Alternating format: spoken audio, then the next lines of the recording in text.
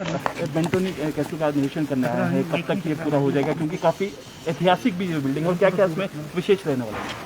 देखिए, सबसे बड़ी बात तो ये है कि ये बहुत ऐतिहासिक बिल्डिंग यहाँ की है और सरकार ने ली है और उसके बाद हम इसका जीर्णोद्धार कर रहे हैं और हमने एडीबी के अंतर्गत लगभग 25 करोड़ रुपए की जो है स्वीकृति इसके लिए दी और टारगेट हमारा ये था कि अभी दिसंबर तक इस साल की सोचा था हमने पिछले 2021 के, तो ये बन करके तैयार हो जाए, लेकिन किन्हीं कारणों से विलम्ब हो गया इसमें।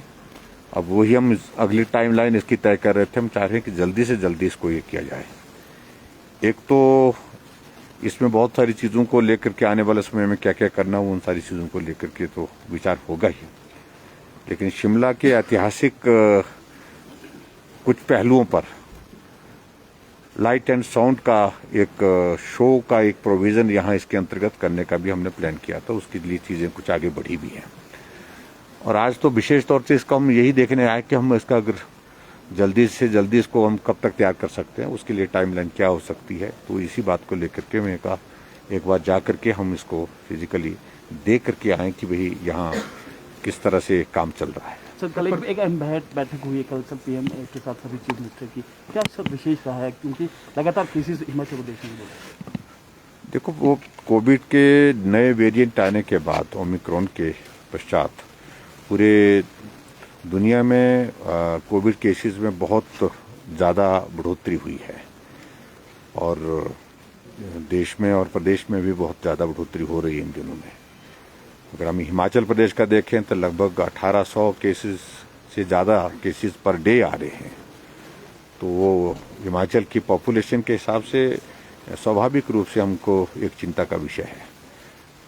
प्रधानमंत्री जी ने सभी मुख्यमंत्रियों से इस बारे में फीडबैक लिया कि किस प्रकार से सारी चीज़ें आपके प्रदेश में तैयारी की दृष्टि से हैं और क्या क्या। उसके बाद जो सबसे बड़ी बात है कि जो सेक्रेटरी हेल्थ जो गवर्नमेंट ऑफ इंडिया उनकी ओर से जो प्रेजेंटेशन दी गई उसमें ओमिक्रॉन के बारे में डिटेल में बताया गया कि संक्रमण ज़्यादा होगा, ये आप मान करके चलिए, लेकिन उसके बावजूद हॉस्पिटल में पेशेंट का नंबर बहुत ज़्यादा नहीं बढ़ेगा क्योंकि होम आइसोलेशन में ही अधिकांश लोग इसमें ठीक हो रहे हैं।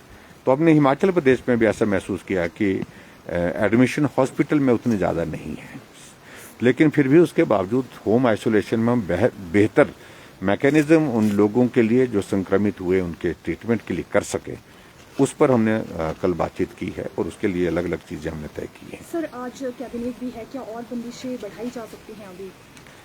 देखिए, आज थोड़ा हम एक बार चर्चा करेंगे। आज भी हमारी हिमाचल के संदर्भ में जो प्रेजेंटेशन है कोविड सिचुएशन पर, तो उस पर भी हम बातचीत करेंगे, निश्चित रूप से बात करेंगे। लेकिन मैं समझता हूं कि बहुत रिस्ट्रिक्शन लगाने से भी बहुत ज़्यादा चीज़ें ठीक नहीं होने वाली हैं।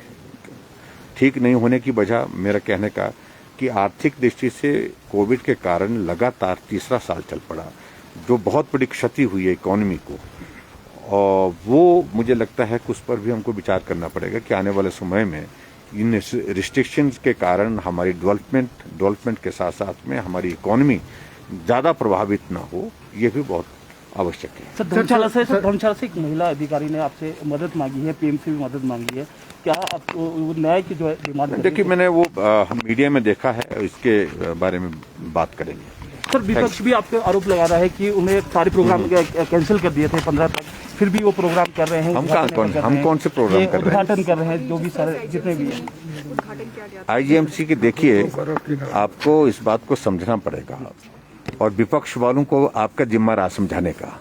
हमारे से बेहतर आप समझा सकते हैं। इतनी कर बुद्धि उनके पास मुझे लगता है कि भगवान ने दी है कि कोविड की सिचुएशन, थर्ड लहर जो हमारे देश में हमारे प्रदेश में आई है, एक एक दिन के 2-2 हज़ार केसेस आ रहे हैं। क्या हमको हॉस्पिटल की एकोमोडेशन की ज़रूरत नहीं है इस वक्त हमारी तैयारी किस प्रकार से होनी चाहिए हॉस्पिटल में, और बड़ा हॉस्पिटल हमारा शिमला में तो आईजीएमसी है और उसका ओपीडी ब्लॉक वहाँ शिफ्ट करने के लिए हमने कहा को जल्दी शिफ्ट करो, ताकि जो दूसरे जो पोर्शन जहाँ पर ओपीडी अभी चल रहा है वहाँ पर हम और क्या कर सकते हैं और बेड कैपेसिटी कैसे बढ़ा सकते हैं और चीज़ों को कैसे बेहतर कर सकते हैं। तो इसलिए उनको इस बात को समझना चाहिए और मुझे लगता है कि कांग्रेस वालों की समझ में सारी चीजें नहीं आ रही है, उन्हें तो यही दिखता है। तो एक औपचारिकता थी, औपचारिकता के तहत हमने किया, लेकिन कोविड की परिस्थितियों को ध्यान में रखते हुए आज की जरूरत है ये।